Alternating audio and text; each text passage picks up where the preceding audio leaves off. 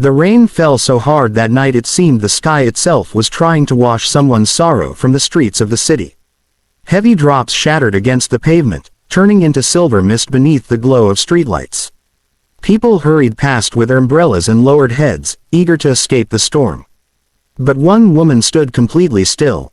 Her name was Anna. In her right hand, she held a small travel bag. In her left, a folder filled with documents already soaked by the rain. Just minutes earlier, her husband had closed the door behind her. "Forever. Leave," he had said. Only one word. No shouting. No dramatic fight. Just a cold decision from the man she had loved for 12 years. His voice still echoed in her mind. "I want a real family. I'm tired of waiting. You can't give me a child." Every syllable felt like a wound carved into her heart. She stared at the apartment windows where she had spent most of her adult life. The lights were still on. Their furniture was still inside. Their photographs still hung on the walls. But she no longer belonged there. Have you ever felt your entire life collapse in a single evening? What would you do if the person you trusted most suddenly decided you were no longer enough? Anna didn't cry. Her tears had run out weeks earlier, the day doctors delivered the final diagnosis. There was almost no chance left. For years she had fought. Years of appointments. Years of treatments. Years of hope. Years of disappointment. And slowly, her husband Dmitri had changed. First, the conversations disappeared. Then the affection. Then the respect. And finally, the marriage itself. Her phone vibrated. A message from her mother. "How are you?" Anna stared at the screen. How do you explain to someone that you've just been thrown out of your own life? She slipped the phone into her pocket and started walking. No destination. No plan. No home. That night she had no idea that months later, fate would place a stranger in her path. A man whose simple words would change everything. But first, she would have to survive the darkness. The weeks that followed felt endless. Anna rented a tiny room on the edge of the city. The building was old. The floors creaked. The wallpaper peeled from the walls. Every night she lay awake staring at the ceiling. Sometimes she imagined she could hear Dmitri's footsteps. Sometimes she reached for her phone to text him. Every time she stopped herself. One morning she opened social media and saw a photograph. Dmitri stood smiling beside a younger woman. A pregnant woman. Anna froze. The world seemed to go silent. Then she closed the screen. For a moment, her chest tightened so painfully she could barely breathe. But something unexpected happened. She didn't cry. Instead, she walked to the mirror. She studied her reflection for a long time.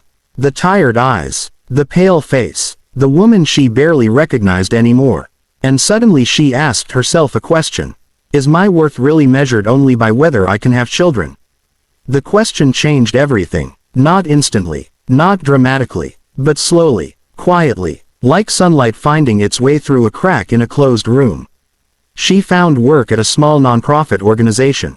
The pay wasn't impressive. The office was modest. But the work mattered. Every day she helped people carrying burdens even heavier than her own. Elderly people who had been forgotten.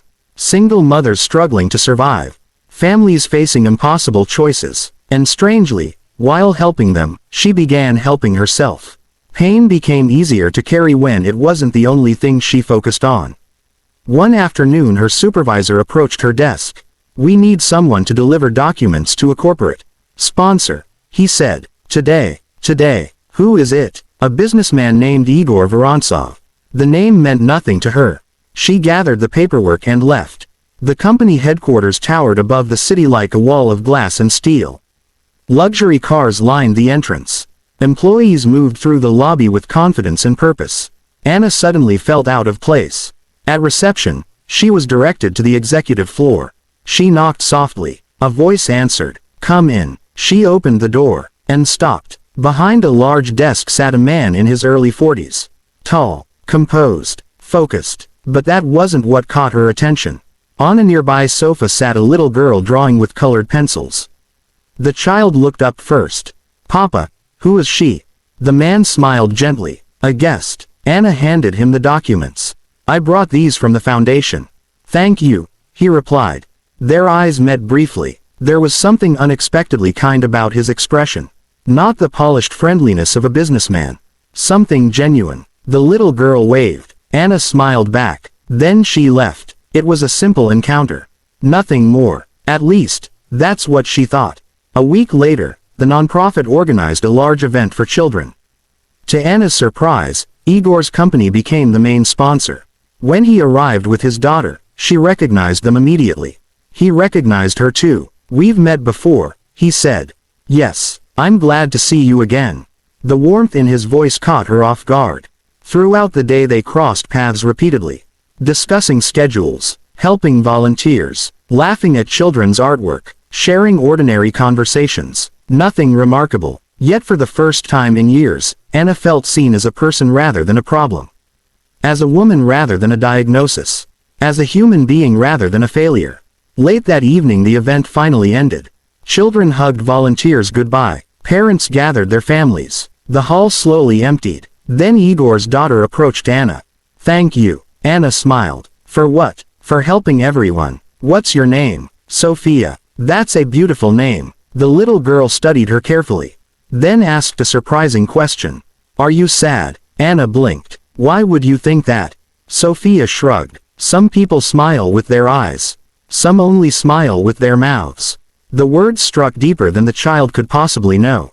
Children often notice truths adults overlook. Sophia stepped forward and hugged her. Then she ran back to her father. Anna stood there watching them leave. For a long moment she couldn't move. Something inside her had shifted. That night she slept peacefully for the first time in months. No nightmares. No tears. No replaying old conversations. Only silence. She didn't know the future was already moving toward her. She didn't know Dmitri would eventually return. She didn't know painful choices still lay ahead.